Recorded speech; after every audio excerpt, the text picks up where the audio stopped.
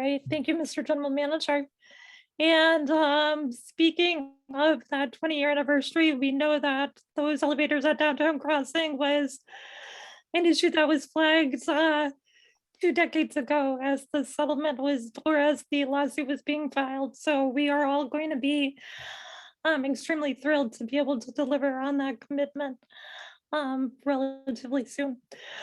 All right, I am now going to turn things over to the independent monitor of the settlement agreement, our Judge Patrick King. Judge King. Good afternoon. I'd like to thank you all for attending again, particularly the general manager who regularly participates in these important public meetings. For those of you who have not attended one of these biannual public meetings before, let me briefly explain my role and the purpose of these meetings.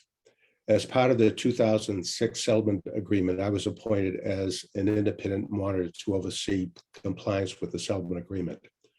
The settlement agreement provides for these public meetings twice a year. The purpose of these meetings is for me to report on compliance, to obtain public feedback on how well the T is doing, and also to provide T management with an opportunity to update the community with regard to things that are going on in terms of improving accessibility. Today's meeting will last about 2 hours. During the first hour of the meeting, after I give my report, you will hear from T managers about some of the issues that they're dealing with today to improve accessibility. And I think you'll be very pleased with some of the exciting information on these improvements that you'll learn about today. This will be our fifth public meeting conducted by Zoom, and I would like to thank the T staff who makes this Zoom presentation possible. Jennifer Ross, Catherine Quigley, Glenda Campbell, Victoria Ayrton, Terry Chan, and Rob Sampson. Without their technical skills, it would not be possible to have one of these meetings. And at every beginning of every one of these meetings, I'm always very nervous that I'm going to hit the wrong button and disappear from everyone. Fortunately, that hasn't happened today, and hopefully I'm not going to hit the wrong button today. Since the amended, back in 2018, the parties signed an amended settlement agreement, which listed the 46 items remaining to be achieved under the original settlement agreement, as well as certain additional commitments that T has agreed to make. So as of now, there are 15 items that remain to be realized under the settlement agreement. And General Manager Povtak just told you about the funding available for the downtown crossing, which is one of the more complicated challenges that T is dealing with in meeting the requirements under the settlement agreement. Now, I know some of the folks attending today's meeting will be concerned about problems with the ride. The ride is not covered by the settlement agreement, so I will not be discussing the ride, nor will I be answering any questions relating to the ride during the general session. If you do have issues with the ride, please contact SWA. Also, I would urge you all to attend the upcoming RTAG meeting on June 30th. Once the T complies with all of its obligations under the settlement agreement, it will be the responsibility of RTAG to continue with oversight concerning accessibility. So it's very important that the community become engaged with RTAG. A crucial part of the settlement agreement is the internal monitoring program, whereby monitors go out and check on the system and how well the employees are performing. Unfortunately, with COVID, that program has been sharply curtailed. Expect by the third quarter of this year that the program will be up and running again, and that we will shortly have comprehensive reports concerning how well the T is doing. I do expect probably by the end of this month to have a report concerning some monitoring that took place during the first quarter of this year. So there still is some monitoring going on, but it has been sharply curtailed as a result of COVID. I did want to mention again that there's going to be a 2-day, or rather a full-day training program for bus drivers and motor persons on the subway to make sure that those employees are providing accessible service up to our expectations.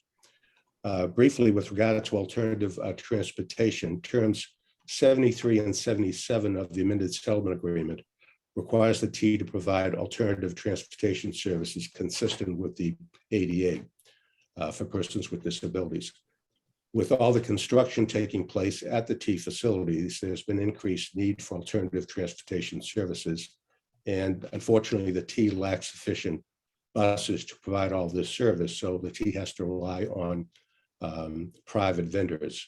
We've had problems with some of the private vendors in the past, despite the fact that the SWA has done an excellent job in organizing the transportation and providing the vendors with excellent curriculum for ADA training.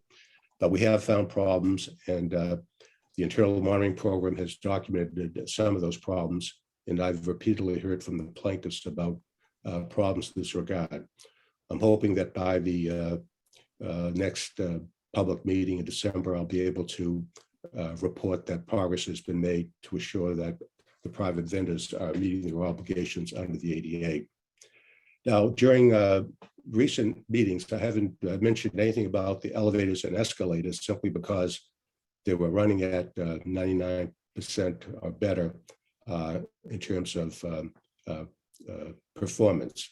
I have noticed, though, in recent months that the performance has been slipping with both regard to elevators and escalators. So they're now often down to 96% performance. I realize that a 3% drop in performance may not sound like very much, but when it comes to persons with disabilities using the system, it can destroy their ability to use the system. So I'm hoping that by the next report in December, I'll be able to report that those problems have been corrected and they're back up to 99%. As you probably are aware, there have been some serious accidents on elevators and escalators. And as a result, some of these elevators and escalators have been down for longer than normal, perhaps as a result of the state inspectors being a little bit more thorough before approving that these escalators and elevators can be restored to service after maintenance. Now, with regard to customer service assistance, terms 44 and 71 of the settlement agreement provides that the MTA shall ensure that appropriate MBTA personnel are available in order to assist all passengers with access, and the MBTA must establish and operate a system to aid customers with disabilities. Customer assistance services must be available at all stations on the fixed route system. Customer assistance service must include a means of providing help with boarding or leaving trains and buses, using accessibility features, arranging for alternative transportation when necessary, and other assistance to facilitate use of the system by persons with disabilities. Moreover, the MBTA must assure that customer assistance services are available to persons with disabilities during all hours of operation. With regard to all the recent problems experienced by the T concerning safety, it's imperative that the T provide adequate station staffing coverage. Last year, the T submitted to me a plan for station coverage to be implemented over a 2-year period. And the T asked me to find that the T was now in compliance with terms 44 and 77 of the settlement agreement. The plaintiffs, although they were very pleased with this proposed staffing formula, felt that it was premature to be determining that the T was in compliance before the plan was actually implemented. I agree with the plaintiffs. As a result, I found that they were not in compliance with those paragraphs of the settlement agreement. Now, fortunately, the most recent capital improvement plan of the T authorizes sufficient fundings to implement the proposed station staffing coverage plan for the next 3 years. However, the funding needs to be approved by the T's board. The T's board will vote on whether to approve the expenditure of these funds at their next meeting later this month. It is crucial that the board approve the proposed funding, because without that funding, I don't see how I can ever find that the T is in compliance with term 44 and 77 of the amended settlement agreement. The T is on track to, within a relatively short period of time, to meet all its obligations on the settlement agreement. And I would hate to see a situation where, because of a lack of funding with regard to these particular items, that I will not be able to find the T's in compliance. Another area of concern has been the marketing and outreach in public relations. Terms 86, 87, and 88 deal with marketing, outreach, and public relations. I'm hoping that by the end of this year, by our next meeting in December, that I will be able to find that there is an appropriate documented protocol for community outreach that will satisfy the plaintiffs and the terms of the settlement agreement. Another area of concern for a number of years has been the call center. There has been dissatisfaction with the call center since it was outsourced about 5 or 6 years ago. The contract with the current vendor, Excella Technologies, has another year to go on its contract. All the vendors that the T has used have experienced high rate of employee turnover, which has made it very difficult for the employees staffing the call center to become conversant with all the complexities of the MBTA system and all the necessary reporting requirements. I hope that, well, earlier this year, I wrote to SWA, again, explaining my concern in this regard. And one of my recommendations was that the T give serious consideration to bringing the call center back in-house the way it was before. When it was in-house, we weren't experiencing these types of problems that we've experienced in recent years. And I'm hoping that whether it's bring it in-house or some other solution is agreed upon, so that the problem can be a problem of the past and not an ongoing problem for the future. Now, the T is involved in dozens of very exciting accessibility projects. We don't have the time today to discuss all those projects, but if you're interested in seeing a detailed description, you can find them on the SWA website. That's mbta.com/SWA/initiatives. There you'll find a 22-page report outlining the status of all of the T's initiatives with regard to accessibility. Now, I usually end my remarks by reminding people that it's very important for persons using the system to report any problems that they come across. You can do this by calling into 617-222-3200.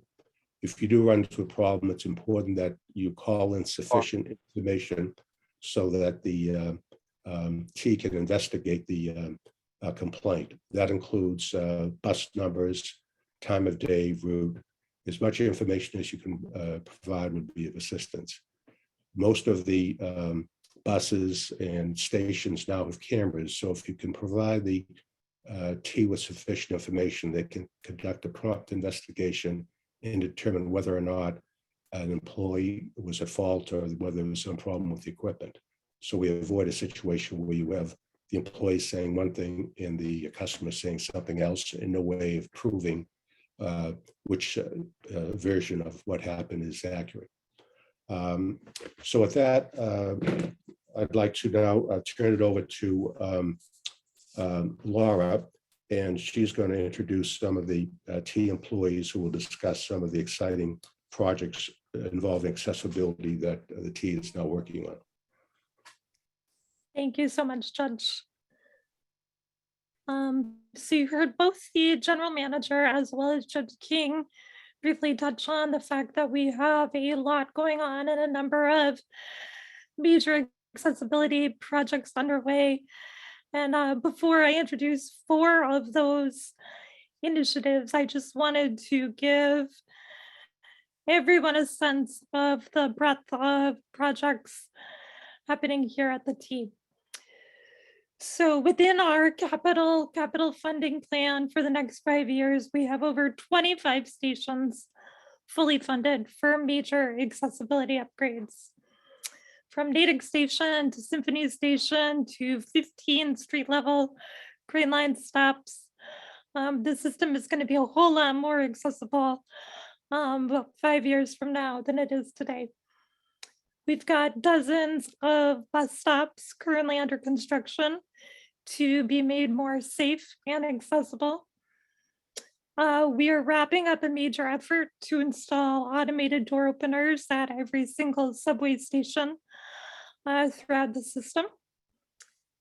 We are nearing the point in time of selecting a car builder to design and construct the forthcoming Type 10 Green Line car, which will be a fully low floor car that eventually will be able to provide level boarding throughout the Green Line.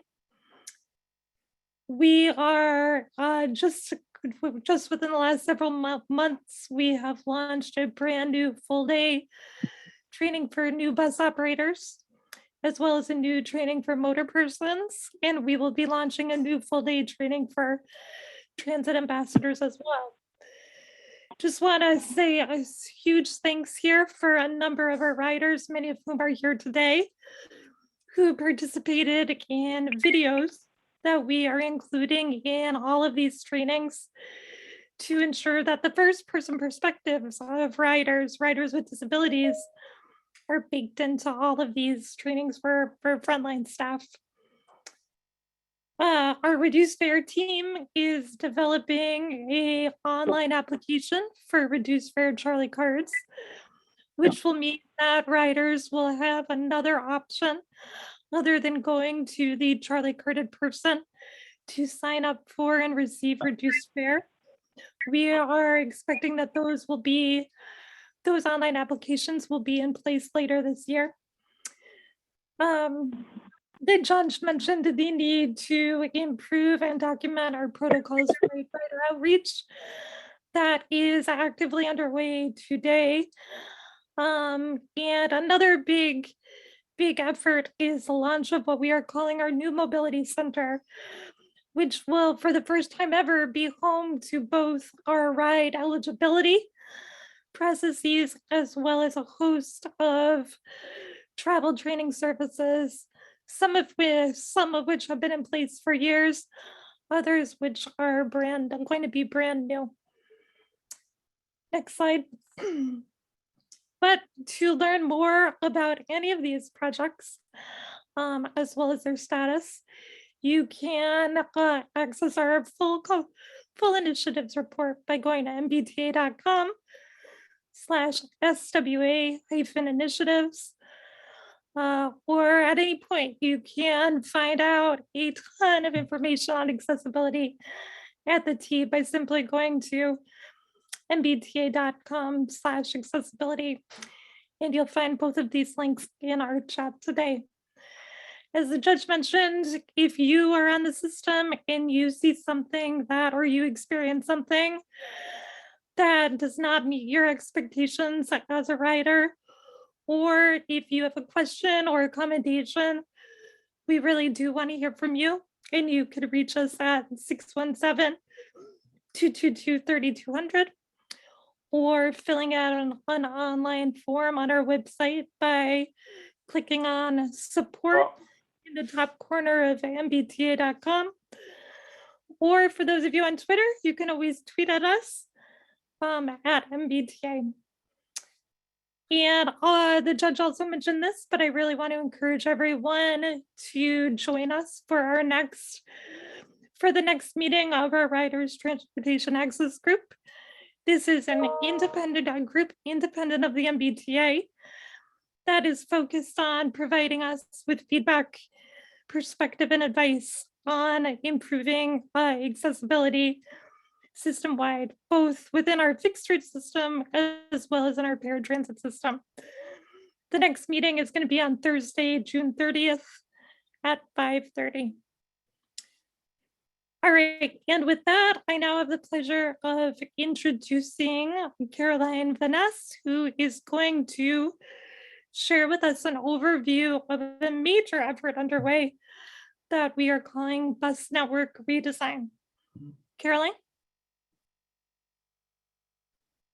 Thanks, Laura. And apologies in advance, I am having some technical difficulties today, but I think we should be good. And I'm just going to keep the screen at this way for now, but let me know if there's any issues with that. So today I'm just going to talk briefly about a really exciting and major initiative to improve the bus experience for riders called Bus Network Redesign. And then at the end should be some time for questions when we get to the end of the program today. So Bus Network Redesign, the idea here is that trip patterns in the region have drastically changed, but our bus network hasn't changed with it. And so we want to create a new bus network that better meets the needs of our riders, but also just of potential new riders as well, to better reflect the travel needs of the region overall.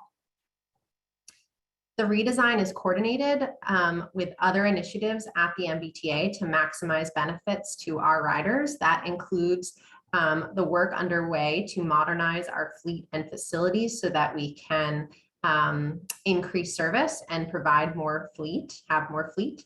That also includes bus priority, which allows us to get buses through traffic, either through transit bus lanes or transit signal priority or other such measures, as well as many of the other initiatives going on at the MBTA, including all of the work that Laura and her team are doing to make bus stops accessible, modernizing bus stop amenities, fare transformation, improving rider information and dispatching tools, and many more initiatives going on at the T to improve the bus rider experience.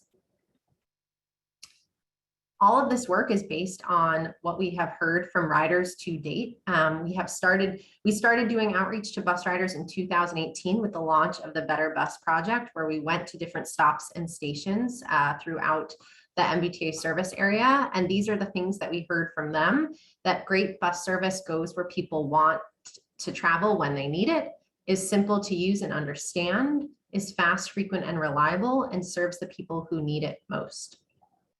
So what are we trying to do? First and foremost, we are leading with equity, meaning we are prioritizing the needs of those who depend on buses and need frequent and reliable service. And here, equity is defined as improving access to opportunities and quality of service for transit critical populations. That includes low-income populations, people of color, seniors, people with disabilities, or people who live in households with few or no vehicles. We also want to provide more frequent service where there's more people in busy neighborhoods. We also want to provide more all-day service, so not just service that's tailored to 9 to 5 commute patterns, but actually weekend service, midday service, evening service.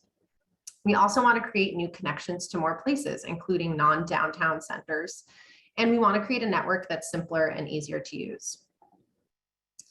Important here is there are many considerations related to accessibility when we're talking about service. So these are things that we are considering when putting together what we think new service should look like: distance required to walk to a stop, number of transfers required to make a trip, crowding, accessible bus stops, and proximity to important destinations such as shopping centers, healthcare facilities, senior housing, and other such major destinations. When you see the new map, which by the way is up right now, and I have information at the end on how you can view all of our materials, there are major benefits to this initiative and to the draft network map that is out now. It is a 25% increase in bus service across the network, which is huge. We have not made this type of investment in bus service in many years. That includes a 70% increase in weekend service. Nearly 300,000 more residents will be near high frequency service, meaning that those residents will have access to service that runs from 5 a.m. to 1 a.m., 15 minutes or better, 7 days a week. 115,000 residents of color will gain access to high frequency service, and 40,000 low income households gain access to high frequency service. I know this map is kind of hard to see, so I do recommend that folks look at our website to get more details. But I think what this map does display is that our old network, or the current network today, has very few high frequency all day routes. And our new network that we are proposing doubles the amount of high frequency service that we currently operate today. Places like Everett, Lynn, Medford, Somerville, north of Boston, do not have all day, 7-day a week high frequency service. And now those show up on the map. Major destinations like the Longwood medical area also see huge increases in high frequency service here, as well as other places like Kendall Square and the Seaport. And we are focusing really on supplementing the rapid transit network service here and really filling in those gaps today. We are creating better connections to more places. So we're really improving access to the top regional destinations. And we're also providing high quality service to these destinations. So to the Longwood medical area, 200,000 more residents in the MBTA service area gain access to fast and frequent service. So again, just to define that, fast and frequent service means that they have high quality 7-day a week frequent service to this destination, not just that they are gaining access. South Boston waterfront, 180,000 residents gain access to fast and frequent service. Back Bay, 50,000, and Kendall Square, 58,000. So in terms of where we are with the project now, we are in the phase where we are collecting feedback, and if folks aren't familiar with different ways to do that, I'll make sure to highlight that at the end of this presentation. But we have a draft network out now. We expect the map to change meaningfully based on all the input that we get from riders, and we really do hope that people on this call today will provide their input if you haven't already. We are wrapping up public outreach at the end of July. And then we plan to come back to the public and the board to talk about how we have incorporated all of those comments into a final map this fall. We are looking at the spring of 2023 to begin implementation, but this will be a phased implementation over 5 years. I won't go through all of this, but I did want to highlight a few things to date that we've done on engagement. So we have, in the last fall, we received over 1,000 comments on a travel survey. We held focus groups with 100+ riders. We've been holding our external task force, which includes multiple different stakeholders from different organizations. We've been meeting with roadway owners to really discuss how we can partner with them to implement what we're calling our high frequency routes or corridors. We've spent a lot of time on our street teams, different stops and stations, talking to riders. We've engaged with operators and the training school to really ensure that this plan is operationally functional. We've presented to elected officials, and we've conducted or deployed a lot of advertisements in multiple languages, newspapers, radio, and at our stations. So where we are now is we are in the process of doing a lot of outreach. You can find all of this information on our website, which I'll highlight in the next slide. But essentially, we have a bunch of community meetings, some of which have already occurred. There are virtual and in-person meetings. We also have station open houses where we have a table at different stations throughout the system where we're talking to riders in person, as well as street teams where we're doing kind of quicker interactions with riders while they're using the system as well. In addition to these events, I did just want to mention that we are running advertisements in multiple languages, print and radio. There are car cards, and there will be announcements on our buses soon too, digital ads at stations, press releases, and videos that we have created. So just to wrap up, there's many different ways to provide feedback and to learn more about this initiative. So first and foremost, you can find out more at mbta.com/BNRD. You can also learn about other MBTA bus initiatives at our Better Bus Project website, which is mbta.com/betterbus. And then there's always other ways to just get in touch more broadly with our public outreach team at public engagement. If you email the public engagement team, publicengagement@mbta.com. To provide feedback, we have a mechanism online, which is an online feedback form, mbta.com/BNRD feedback. There are many events that we are hosting, and you can find the full list of them at mbta.com/BNRD events. You can email us at betterbusproject@mbta.com. You can mail written comments to Victoria Ireton at 10 Park Plaza, Suite 3830, Boston, or you can leave a voice message, 617-222-3011. And with that, I will wrap my presentation and hand this back to Laura. Thank you. Caroline, thank you so much. And just so everyone is aware, we will have plenty of time for comments and questions to Caroline or any of our presenters later on this afternoon. All right, up next, I am going to ask Gertie Subramanian from our customer technology team to join us and share an update on real-time customer information displays.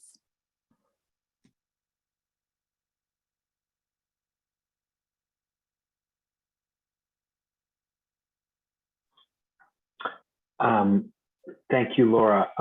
First, thank you all for the opportunity to speak.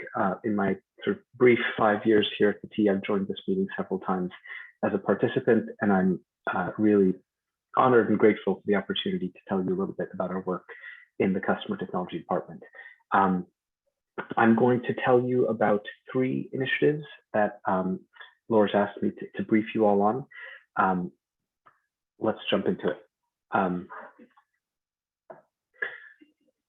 So the first one is a project that we are calling CIDs, or Customer Information Displays for short. You're looking at a photo of a station official at Back Bay kind of posing with these new screens that we've installed. So the background is about, in response to the Focus 40, when the MBTA went out and did the Focus 40 research about 5 or 6 years ago, one of the things that we heard from riders was that riders want more real-time information in more ways, in more places. And so in Focus 40, we committed as an authority to sort of roll out digital signage dedicated to providing new types of real-time information at different points in the network. A couple of years later, we actually started a digital signage program area. And in doing so, we went out and did qualitative research with riders. And one of the things we heard again and again was that riders want, once they've started their trip, they want the best possible information about the current state of the system and the service. They want that information before they pay their fare.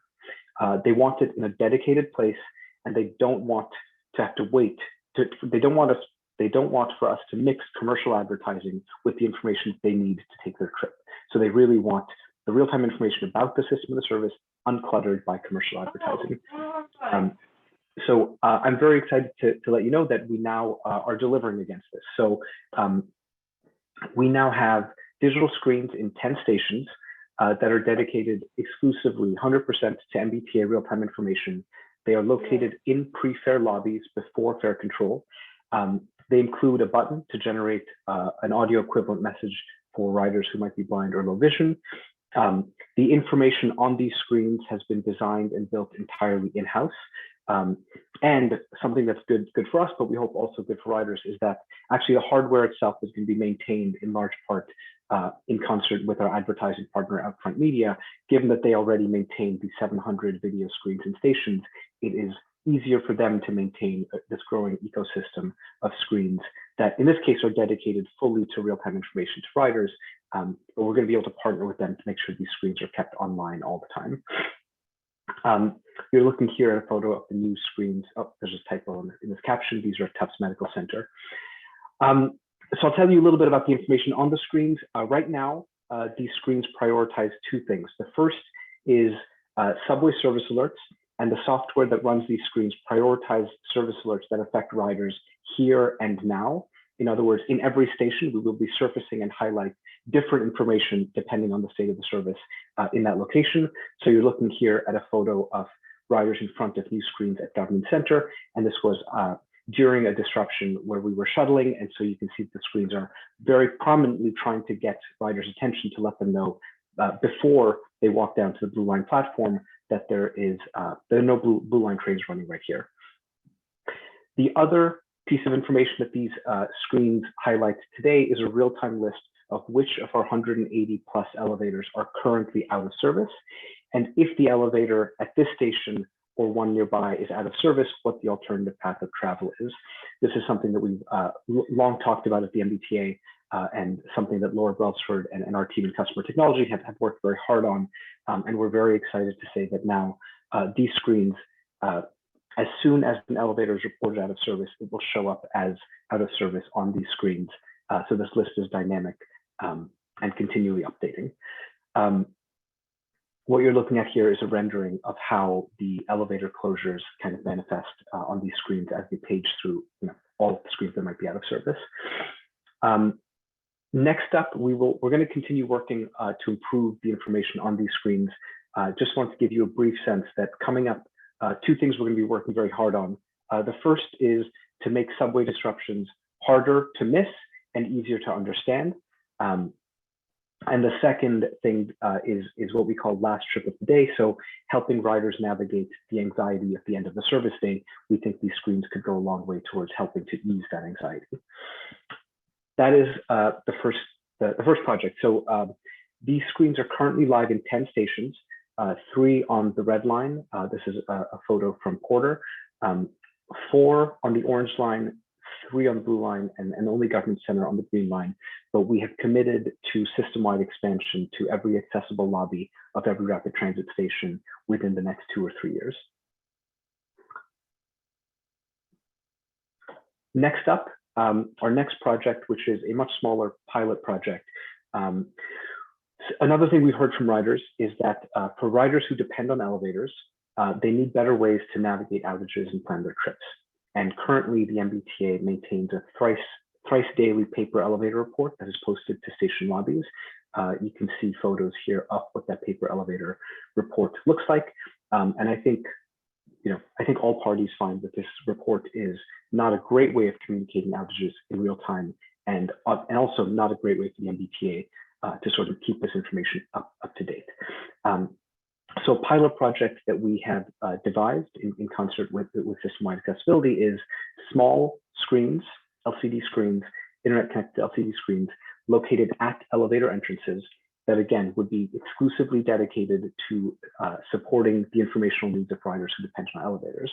So that's going to be, just like I showed you on the prior screen, a list of which elevators are out of service downstream of this location. And if this location is out of service, it'll give you the alternative path of travel. You're looking here at a photo of a mock-up of, this is a rendering of what such a screen could look like at an elevator in Chinatown. So this pilot is going to take place at Forest Hills later this summer. We hope by the end of the summer, maybe the early fall, we will install screens at each elevator entrance. We've already done a little bit of feedback with riders to hear about sort of how these screens could be most helpful to them, what the information should look like, how it should behave during disruptions. We will look forward to doing more such research to see whether this truly is helpful to riders who depend on our elevators. Last up, something that system-wide accessibility has pushed us in customer technology very hard on. The problem statement that we've come up with is sort of, as digital signage proliferates, we want to hold ourselves accountable to a standard of two-way audio and visual equivalence that supports riders of all needs. So to that end, we have drafted a policy about audio and visual, two-way audio and visual equivalence in the context of digital signage. We've done research with riders, with the the digital signage industry, with peer transit agencies.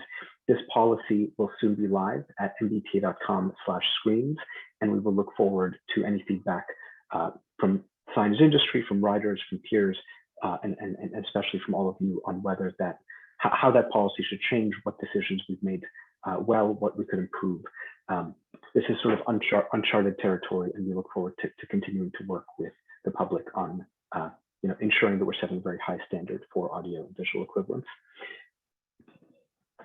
With that, I will just say that there are ways for you to get involved. So in addition to reaching out to the MBTA or to System Wide Accessibility directly, if you are ever interested in helping us to improve the tools and technology that the customer technology department either builds or prototypes, we would love to have you sign up to give us such feedback. That you can do so at mbta.com/techfeedback. That's TECHFEEDBACK. We would love to hear from you. We're always looking for providers who might be willing to give us some of their time and help us improve the technology that we work on here at the T. So thank you very much. I'll hand it back to Laura Belford.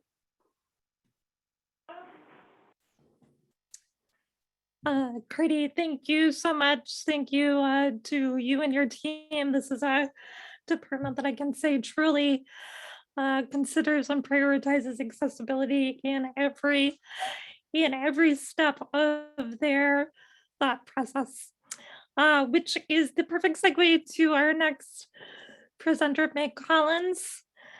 I do have to say that the fact that Meg's role exists is a pretty big milestone in itself. Since our last public meeting, System-Wide Accessibility and Customer Technology realized we had so many big ideas related to technology-focused accessibility projects that we were going to need a dedicated project manager to keep them alive and moving forward. And we were really excited that Meg has taken on that role. Today, she's here to tell us about one of those projects, which is a pilot sensor for detecting urine in elevators. Meg? Thank you, Laura. Just give me a moment to share my screen here. As Laura mentioned, today I am going to be giving you a brief overview of an innovative pilot that we have, where we are going to be piloting elevator urine detection sensors in about 4 elevators. It is kicked off and is now active, and I will be taking you through where we are today. So a little bit of background in terms of how this pilot came about. In general, our elevator uptime is excellent, but we still receive a lot of complaints that are filed about riders' comfort level in using them. And a pretty big contributing factor to that is that people sometimes use elevators as restrooms. In order to try and tackle this problem, we sought some innovative ways by submitting to something called the Startup in Residence program. And one of the things that came about was automatic waste detection technology as a potential solution. In response to this, a company in California, Syncytics, came to South Station in 2021 and demoed a urine detection sensor in the elevator. It was conducted successfully, so we decided to move forward with this pilot. To the right, there's an image here of the actual demo that happened, where we have 3 riders, one in a wheelchair, one with a white cane, and another woman in the back, with a detection sensor mounted to the ceiling of the elevator. It's about a black box that's about the size of like a standard pasta box size. So in terms of what we're trying to prove with the pilot here is how effective are these urine detection sensors. We decided that we're going to do 4 elevators in downtown area. The 4 elevators that we're considering right now are in Chinatown, Broadway, Charles MGH, and North Station. This selection of pilot elevators was based on the frequency of the cab being soiled, different cab sizes, and different environments, as some are in enclosed spaces that are not exposed to the outside air, and there are others that are exposed to the street level and the outside air. The data will be collected from the sensors, transit ambassadors, and cleaners to measure the effectiveness of this sensor. Right now, it really only detects urine, and so that's what we're going to be focusing on right now. To the right is a picture of the actual sensor.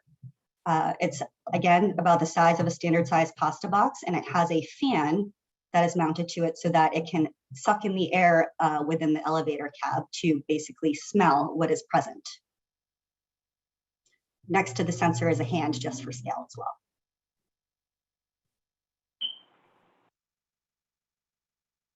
So in terms of the timeline that we're looking at, the sensors are slated to be delivered by early July. And then we are going to be having about like a month to a month and a half where we're going to be calibrating and testing the sensors to actually see if they're, baseline to their environment, as each elevator is a little bit different. And then we'll be launching the pilot in mid-August to collect data for about 3 months till mid-November. After that, we're going to be doing an analysis of all of that data and decide whether or not we want to scale the sensors by the end of December. Again, this is just a really important pilot because we want to make sure that our riders feel comfortable riding in elevators, and that in some cases when people do go use the elevator as a restroom, it can damage the elevator and it can also make it unsanitary.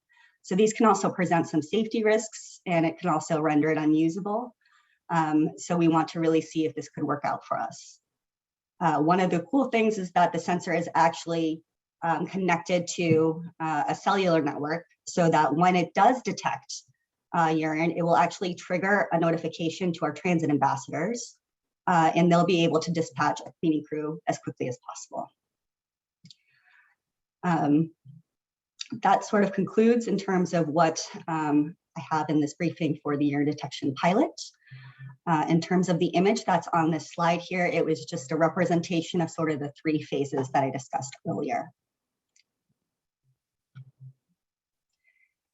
And if you'd like to stay updated on our accessible technology projects, you can go to www.mbta.com/projects/accessible-technology. And with that, I'll hand it back to Laura. All right, Meg, thanks so much. And thanks to a number of you who helped provide feedback from that pilot at South Station several months ago.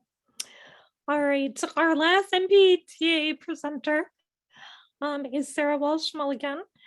And I probably should not say this because all of the projects that we have in the pipeline are going to have a significant impact, positive impact on accessibility, but I will say candidly, I am particularly excited about this one. So Sarah is going to share with you an update on hands-free Faregate technology. Sarah? Thanks, Laura. I'm really excited to talk with you today about this project too, so thanks for having me. Fare transformation will make paying for transit easier and more convenient. As part of this project, we'll be replacing the Charlie card and all of the hardware and software that makes up our automated fare collection system. In doing so, we will make numerous accessibility improvements. I have a picture on this slide showing our gates at Ruggles where the new Charlie readers have already been installed, a picture of what the new Charlie card will look like, and a list of accessibility features. But our time is limited today, so I want to jump right into the one feature that most of us are really excited about. I wasn't at the MBTA when the settlement was reached, but when I mentioned today's presentation to one of my colleagues who was, he sent me a list of action items that was circulated back then. And one of the ideas that was on that was a means by which customers with disabilities could use their Charlie card without needing to tap it. That solution is what I'm here to update you on today. We've been working on a hands-free accessible Faregate. It's designed to make it easier for customers with disabilities to enter subway stations. A special hands-free Charlie card will be available for customers who need it. The image at the top right shows what that could look like. It can be used to automatically open a gate as a user approaches. The image on the bottom right shows the potential card detection zone. That same hands-free card will work as a tappable Charlie card on buses and on all other modes of transit, and it will have all the same functionality as a standard Charlie card. I have a quick video clip that shows how the hands-free gate would work. It goes really fast, so I'm going to loop it a couple of times while I describe what's happening on the screen. This video was taken in our vendor's lab. It shows one of the MBTA's existing fare gates viewed from the paid side of the station. A user is approaching from the unpaid side in a manual wheelchair. On his belt, he's wearing a hands-free card. The hands-free card is being detected by the gate as he approaches and causing the gate to open automatically. He doesn't have to stop and take out his card and tap it to the reader. The gate just opens for him as he approaches. I know many of you have been waiting a long time for this technology, and it's important to understand that there weren't just existing solutions out there in the market that we could go and buy. Developing this solution has involved a full research and development effort. We commissioned a design study to explore options, basically to invent a solution, especially for the MBTA. We talked with peer transit agencies in Vancouver and Brisbane to learn from their similar efforts. And our vendor built out very basic prototypes. The photo on this slide shows one of those, which is a replica of an MBTA Faregate made of wood and foil paper. We completed detailed evaluations of 4 different technologies, and ultimately, we chose one of those as a front runner based on user experience, compatibility with existing hardware, and suitability for the MBTA transit environment. We are currently working on the design of the hands-free gate using RFID technology. This effort involves developing use cases, engineering work to incorporate new hardware into the existing fare gates. The photo on the left side shows the inside of a fare gate where we'll need to install additional parts. We'll also be working to identify stations where adjacent gates may be problematic. The drawing on the right side shows a station with multiple wide gates in a single array. For stations like this, we'll need to evaluate for signal interference. We will aim to make as many wide gates as possible into hands-free gates, and we plan to have at least one at every entrance. The next steps are for us to set up the working prototype in the Boston lab and to bring in MBTA customers with disabilities to test them out and provide feedback. This feedback will be important to help us define a card detection zone that works for different types of mobility devices and different card positions. It will also be important to make sure that our customers can easily identify and use the hands-free gates. We won't finalize the design until we have this customer feedback. After the user testing and the design completion, we'll install the hands-free gate in 10 stations. When we do this, we'll be looking for volunteers who travel through those stations to test out the technology in a real-world environment. This will give us the opportunity to fix any issues before we install the hands-free solution at all stations. Thank you for your time today. There's more information about the Fare Transformation Project generally available on mbta.com/fare-transformation.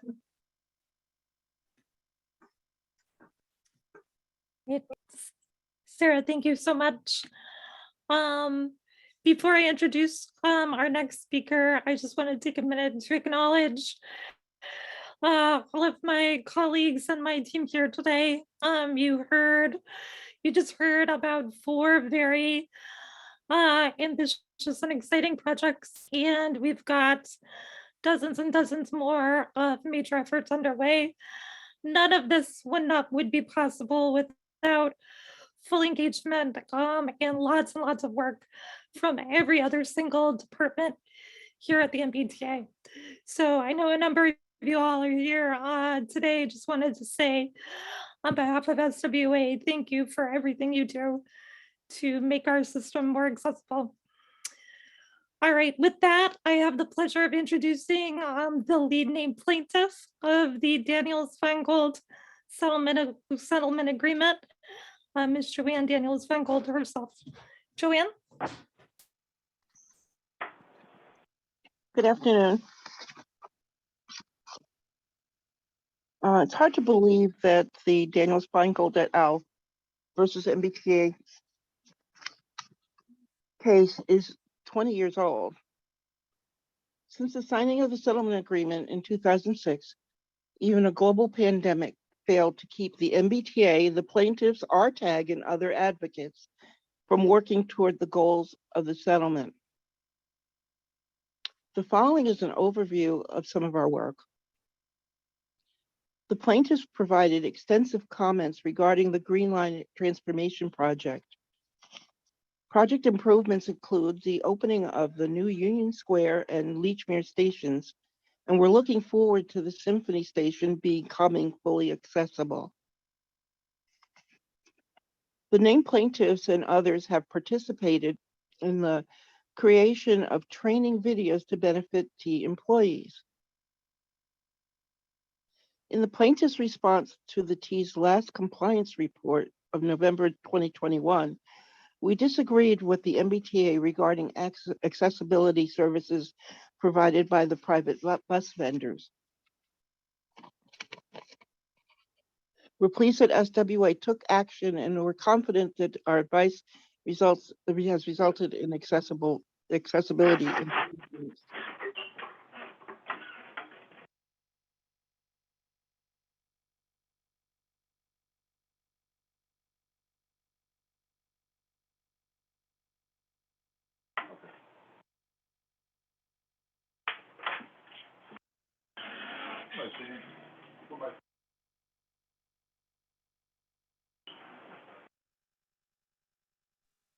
Hello?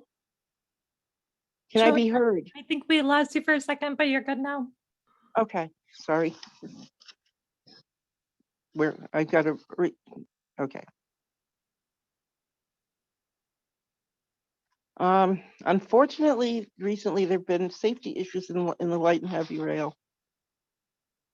One accident resulted in a fatality. Above all, safety is of vital importance to all passengers. As we stated in the settlement agreement, a safe, reliable, and accessible trip should be and must be afforded to all passengers. Okay, Bus Planning Operations has surveyed all the stops in the system and have made changes to help make MBTA bus routes run more efficiently. However, two basic problems have come to the attention of the plaintiffs. First, the bus stop changes, for example, the removal of a bus stop from one location to another, have neither been announced nor has it been noticed at the old bus stops, informing passengers that and where the new bus stops are. Second, this is just another appearance to be a public outreach problem.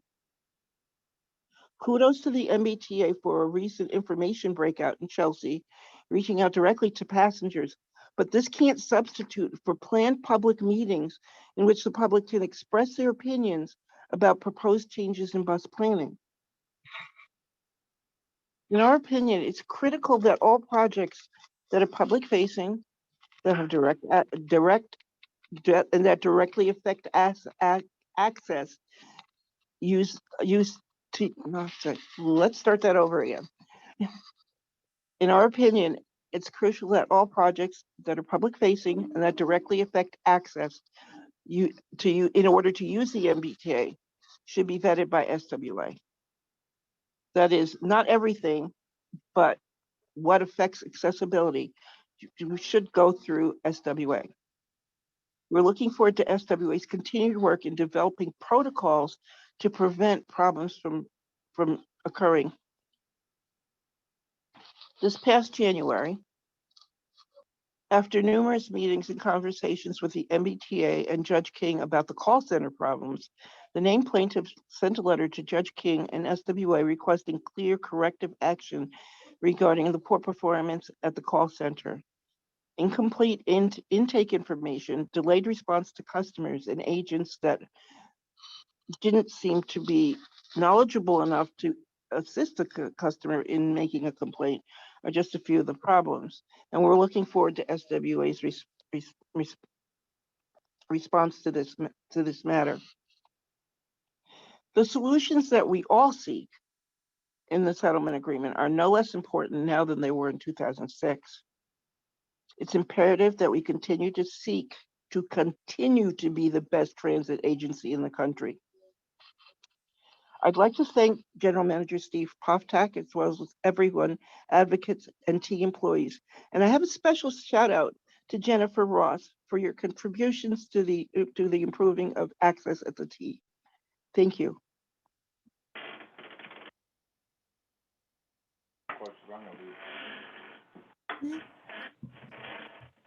Joanne, thank you for that and for your continued advocacy.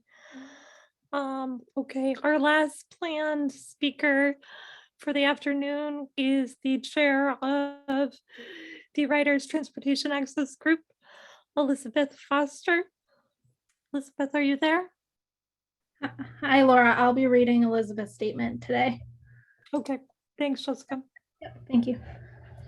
Hi, everyone. My name is Jessica Podesva. I'm a senior organizer at BCIL, the Boston Center for Independent Living. I'm here today to read a statement on behalf of Elizabeth Foster, who was unable to join us today because today was her first day at a new job, a new position. So we're very happy for her. And so I'm here to read her statement.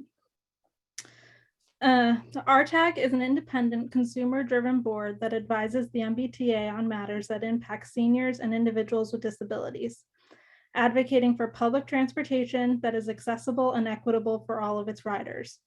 Our advocacy and organizing work is led by our executive board members, which consist of individual members Jerry Boyd, Joanne Daniels-Finegold, Tom Gilbert, Elizabeth Dean Clower, and myself, Elizabeth Foster. Our organizational members are Kathy Paul from Mass Senior Action Council, Diana Hu from the Boston Center for Independent Living, Nora Nagel from Bay State Council of the Blind, and Cassandra Xavier from Disability Policy Consortium. We have continued to partner closely with the plaintiffs from the Daniels-Finegold versus the MBTA settlement on fixed route advocacy initiatives. We have also now held 2 successful public listening sessions for general members and the public. The first listening session focused on issues impacting riders who are blind and have low vision. The second was a follow-up forum to discuss focused on the ride. The ride subcommittee has also continued to meet weekly with the Office for Transportation Access to address ongoing issues related to the recent ride software transition and more general systemic issues. Recently, we have been meeting with the plaintiffs to discuss the updated Transit Ambassador Accessibility Training module and are working to gather feedback for the impact of the current bus network redesign project on disabled and senior riders. Once again, we thank you and we hope to see you at our next meeting on June 30th, 2022, where we can discuss more of our work, where we can discuss our work in more detail. Thank you. All right, thank you so much, Jessica and Elizabeth. All right, without further ado, we are going to move into the feedback portion of the afternoon. But before we do, I have some more Zoom instructions. Okay, to ask a question, you must virtually raise your hands. To do this on a computer, you can press Alt-Y or click on the raise hand button in the bottom center of your screen. If you're at a mobile device, tap the raise hand button on the bottom center of your screen. Or if you are on a non-mobile phone, you can press *9. Once you raise your hand, you will be added to a queue with others who have raised their hands. My colleague Victoria is going to call on people on a first come, first served basis. When it's your turn to speak, she will say your name or the last 4 digits of your phone number and let you know that you are about to be unmuted. If you're on a computer or mobile device, a box will pop up in the center of your screen and you will need to confirm that you'd like to be unmuted before you begin speaking. If you are on a non-mobile phone, an automated recording will let you know that you are unmuted. You can then speak as soon as the recording finishes. Once you're unmuted, everyone in the meeting can hear you. Before asking your question, please state your name and if you're with an organization, your organizational affiliation. Please direct your comments and questions to Judge King, and he will delegate them as appropriate. We would ask that you only ask one question at a time so that we can ensure that everybody has a chance to speak, and we will come back around with time remaining. If you have additional questions, please raise your hand again to enter back into the queue. As a reminder, if for any reason you are unable to verbally ask a question, you may post it in the chat and we'll do our best to ensure it gets read aloud and answered. All right, with that, I'm going to ask Judge King to return to the screen. Okay. And Victoria, I will turn this over to you. Thank you, Laura. Hello, everyone. Pleasure to meet you. I would like to start, I believe that I saw Dawn Summerfield raise their hands first. I'm going to ask you to unmute yourself and state your question, please, or comment. Well, a number of months ago, shortly after the AFC gates were turned to new ones, I tried going into the session. I have my wheel mobility device, don't remember the exact month. Okay. And I do realize that this is done in stages because of some issues that the MBTA has.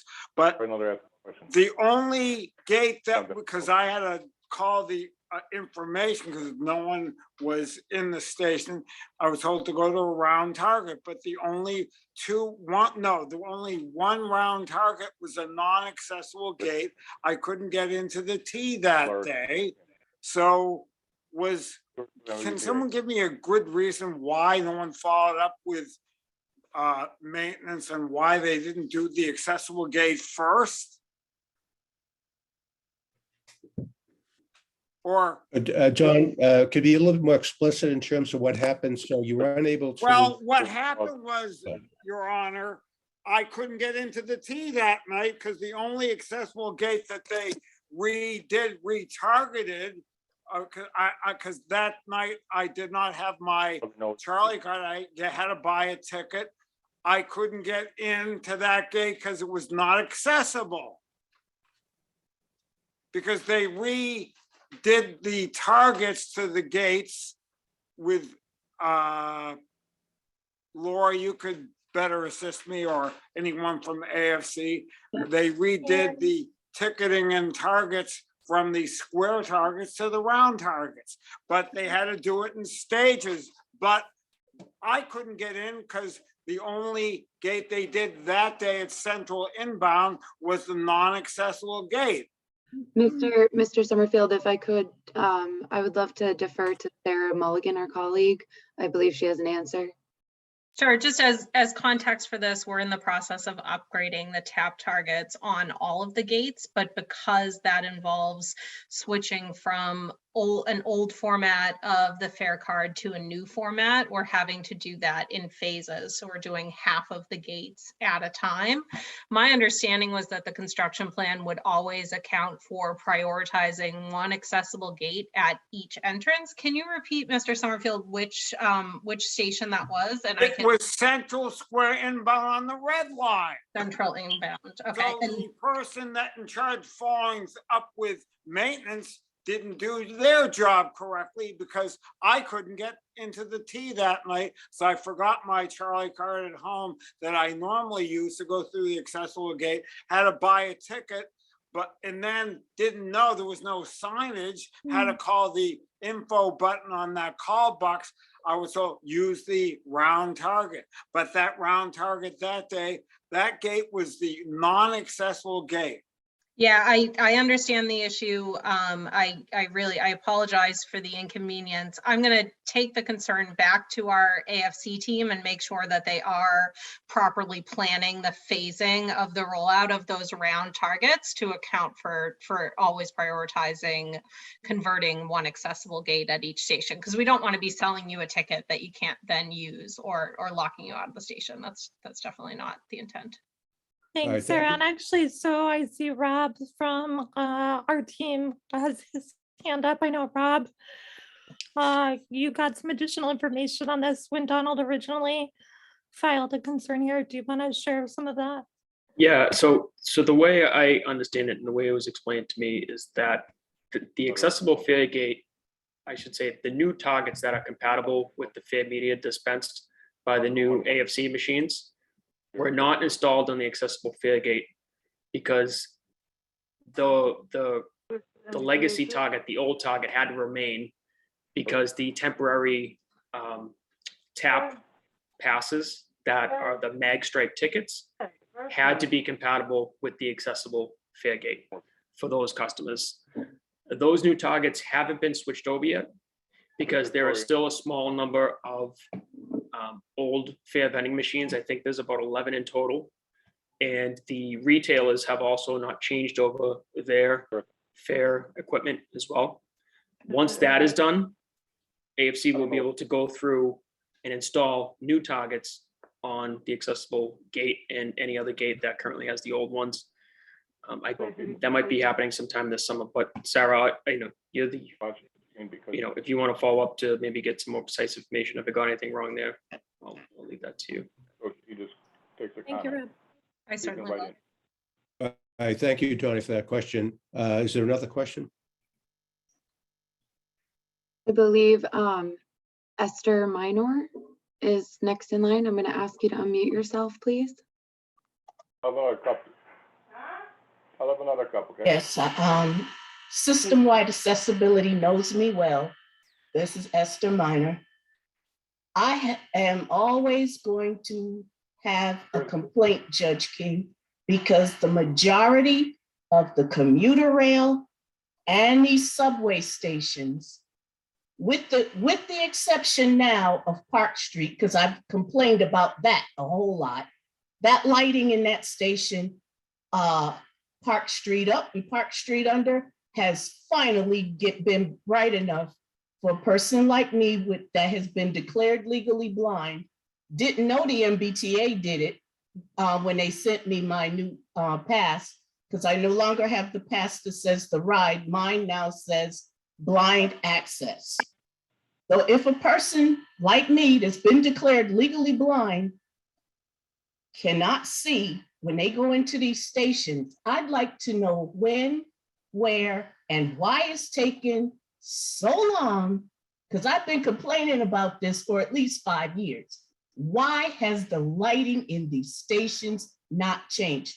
I cannot tell you how many times I have fallen into the wheel well of some of these Green Line stations because they are poorly lit.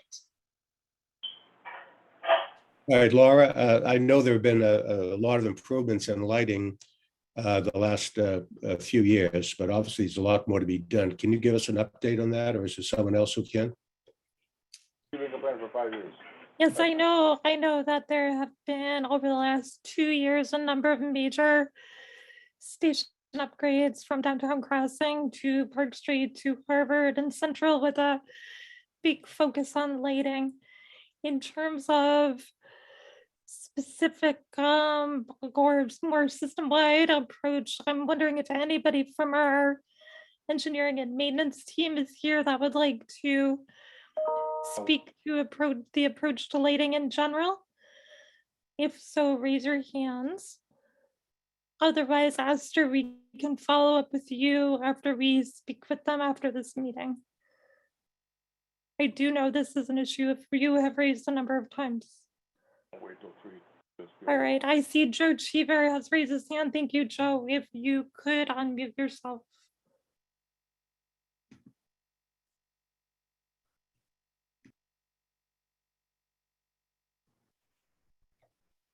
Laura gone this morning. Hi, Laura. Not sure if everyone can hear me. Great.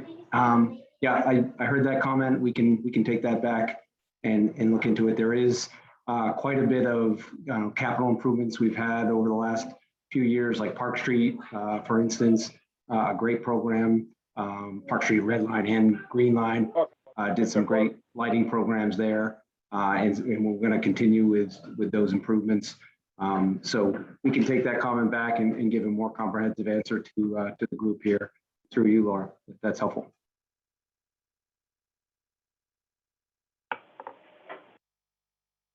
All right, so Laura, why don't you get back to Ms. Minor on that? Do we have the next question? Judge, if I may, I'm going to switch to the chat before returning to Susan Backstrom, just because we have a couple that have been received via chat. Okay.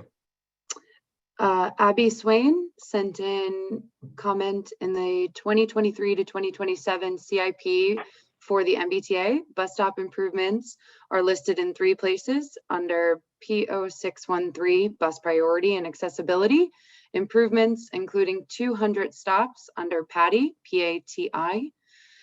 P1109 bus stop accessibility improvements dash PATI phase 3, including 275 stops.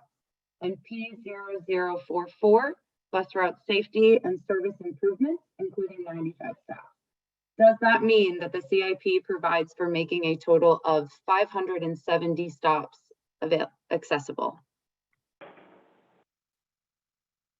All right, Abby, you are gonna reveal the fact that I don't have all of the capital funding project numbers memorized, but what I can tell you is that we do have, excuse me, we do have 3 million dedicated just to continuing to chip away at those stops that were identified as high priority for accessibility upgrades. We believe that with this additional funding, we'll be able to get through those that we were considering the most critical stops. And then in next year's CIP cycle, we will be requesting some additional money. I believe the other 2 line items that you mentioned are more related to some of the transit priority bus lanes and associated bus stop upgrades with those projects.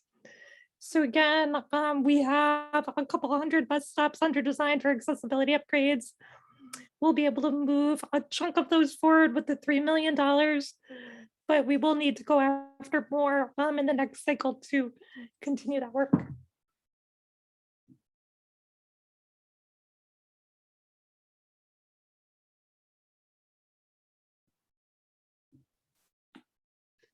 Judge, I believe you were muted. Yep. If we could, thank you. Can we go on to the next chat question, please? Yes.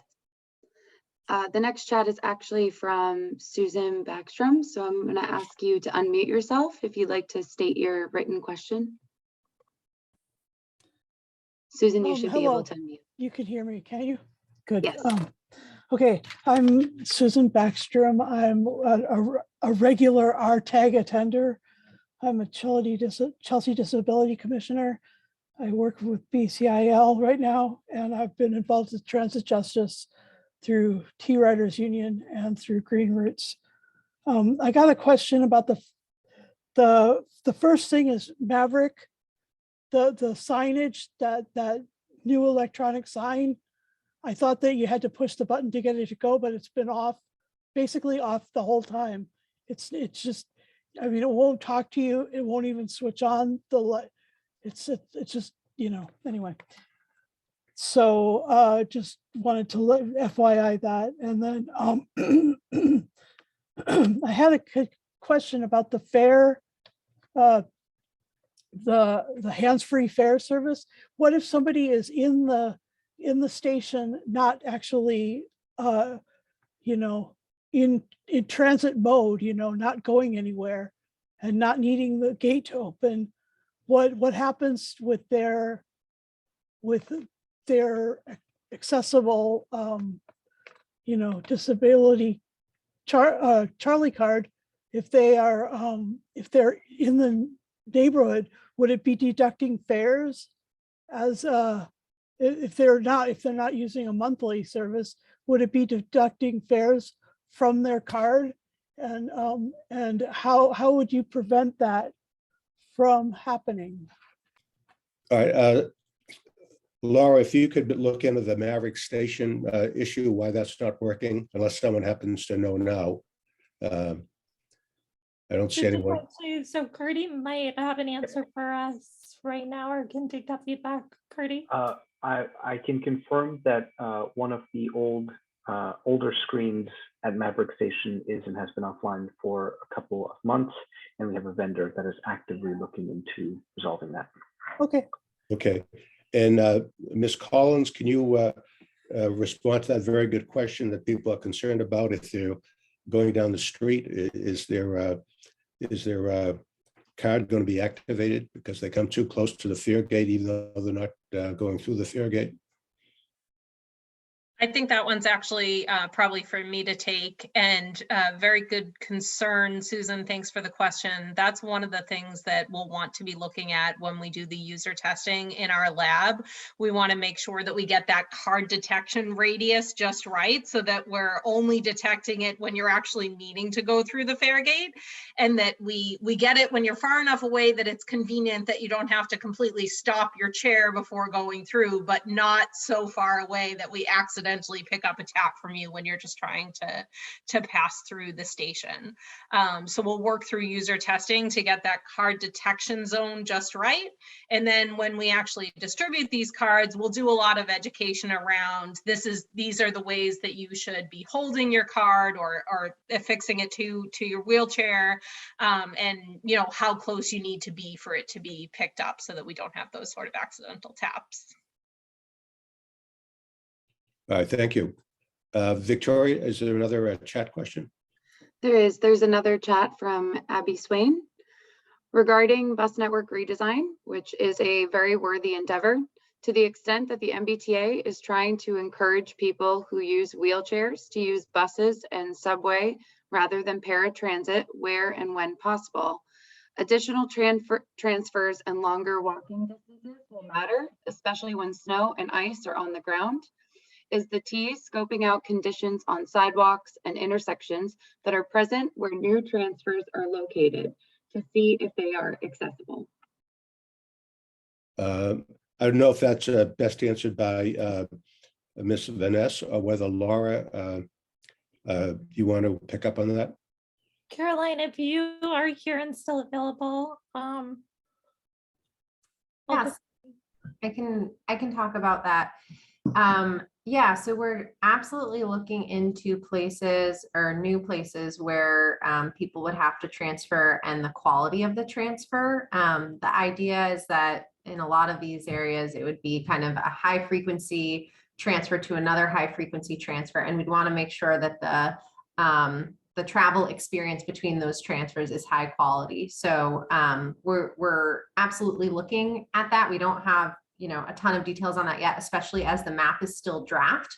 But once we move to a final map, that'll be something we will be working closely with Laura's team on as well. Thank you, Caroline. Is there another chat question, Victoria? There's not, Judge. So if I could, I would like to move on to Esther Miner. I'm going to ask you to unmute yourself again.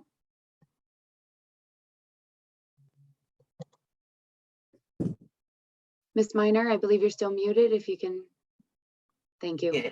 Okay. My next question has to do with these brand new Faregates. I'd like to know if it is possible, because too many people without disabilities end up going through the gates that have the wheelchair insignia on it. Is it possible to get more than one Faregate for people with disabilities? Because when I'm most of the time when I'm coming through North Station, coming from the commuter rail at Lowell to go to either through the gate, to either get to the orange line or the green line, there are 10 people ahead of me using my Fairgate and I can't get through. Or a few times I've been through there, that Fairgate has been broken and they've had to find other ways to get me around, down and around the station. So I'd like to see more than one accessible Fairgate, possibly at all stations, so that people with disabilities don't have to keep having to wait for people without disabilities to go through it, because they will run through that gate faster than they'll use the other ones. Is that a possibility that could be looked into or at least thought about in the next time you all put in Fairgates? Yeah, so Esther, I'm happy to speak to that one. So this is definitely something that we have been thinking a lot about. And in fact, going back a few years now, anytime we build a new station or significantly renovate a station, our default is to have at least 2 accessible Fairgates in every array. So you'll see this at Assembly Station, you'll see this at Wollaston, and a couple other newer locations. Longer term, when the day comes that we will be replacing our Fairgates, that will be the standard. That's several years off, but that will eventually be the reality at every single station. Unfortunately, it's not easy to implement in the short term because adding in one accessible Fairgate or swapping out an inaccessible gate for an accessible gate ends up creating a host of sort of a domino effect of how you configure the remaining gate. So there aren't a ton of great opportunities to do short-term solutions, but for stations that are being significantly renovated, in new stations, definitely. And again, when the day comes when these existing gates all get swapped out, that will be our standard. That's good. Thank you.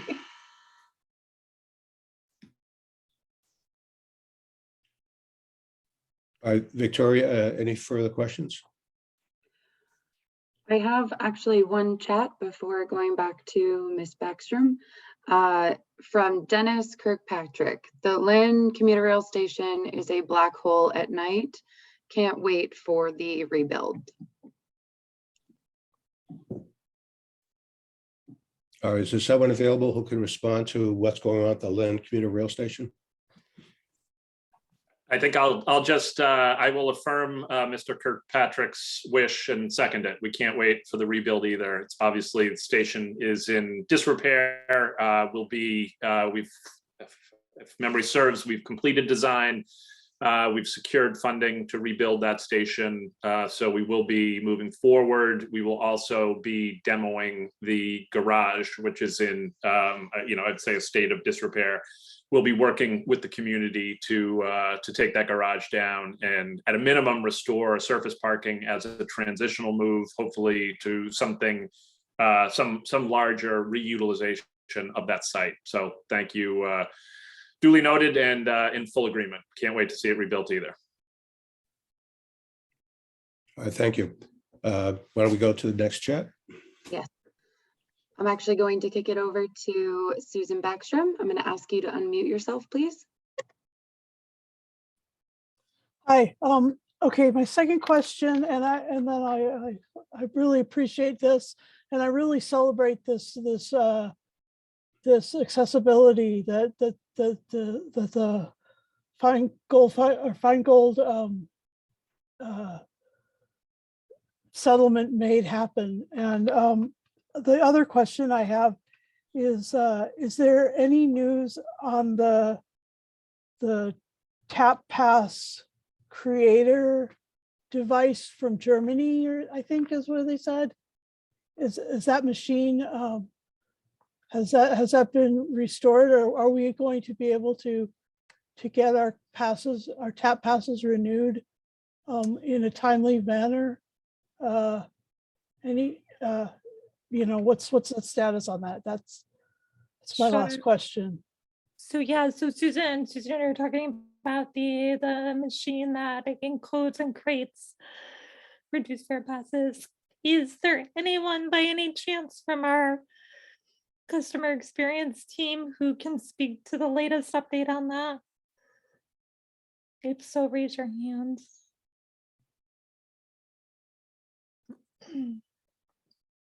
Okay.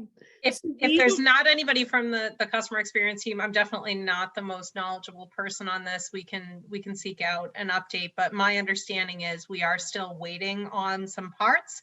But as a mitigation to how long that is taking, we are exploring some alternatives to how we might be able to fulfill those passes faster before those parts even come in, so that we're not waiting on the arrival of new parts. I'm not certain what about that has been publicly announced or actually instituted, but we can get an update from our customer experience department on that.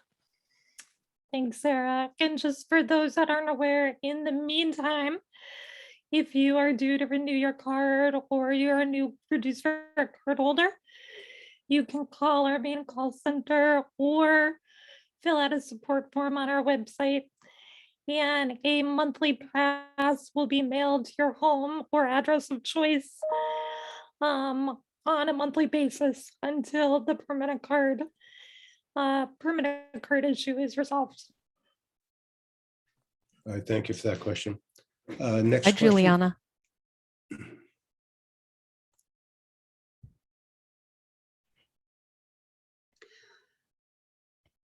Judge, I don't have any. Juliana. Oh, is there any customers in the room? Jennifer, I think you're still in the English channel. Judge, we are just pausing relatively quickly to check our Spanish interpreter channel to make sure that we're hearing all questions. Okay. We have heard from Juliana that no one had any questions in that room. So at this time, I don't have any chats unless somebody would like to raise their hand or send a chat right now.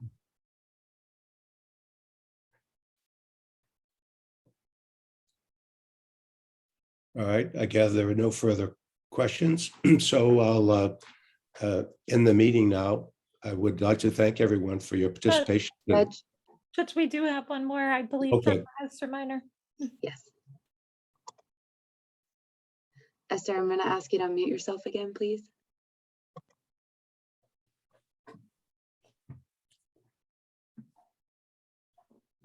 Okay. My last question, I promise. I know you had mentioned, someone had mentioned the Lynn commuter rail station. I will thank you for having them clean up the Lowell station, the little that they have done. But what I would like to know is if and when you all are going to, are you still working with the Lowell Regional Transit Authority on getting that station completely fixed? Because there are still certain parts of that station and even the bridge leading up to the elevators. And are those elevators part of the MBTA program, or are they part of LRTA? And if and when will they be fixed? Do you know? So I believe we have Katie Cho or someone from our capital programs team. If they are still available, please raise your hand and you can speak to this. But Esther, we have big plans for Lynn, which we'll tell you about in a sec. No, I'm in Lowell, not Lynn. Yeah, Esther, we'll have to look into the Lowell. I am not sure, and Laura may know a little bit more about the sort of ownership of the individual components. We are not currently in design with any upgrades to Lowell, but we will look into Lowell upgrades. The Lynn station upgrades, we're all, as the general manager noted, we're all quite excited about being able to replace that station. So echoing that. Yeah, because I was wondering And I'm because I sorry, I know. apologize. I may have misheard you. I thought you were talking about Lynn. So yes, Lowell, we do not yet have substantive plans underway, but Lynn, we definitely do. Okay, because I think the last time I had mentioned it, you said you were looking into it because they were thinking about repaving that platform because there were serious dips and potholes and things like that where, you know, it's kind of hard with me maneuvering that platform in my chair. So that's one of the reasons why I asked and thanked you in case you all did have something to do with getting part of that particular problem with the Lowell platform fixed. So I do know, and we will get more details on this, that the Lowell RTA was planning, at least as of several months ago, to rebuild the stairs there, the elevator adjacent to the stairs, and potentially patching some of the platforms. So let me find out where that stands, and we will get back to you. Okay.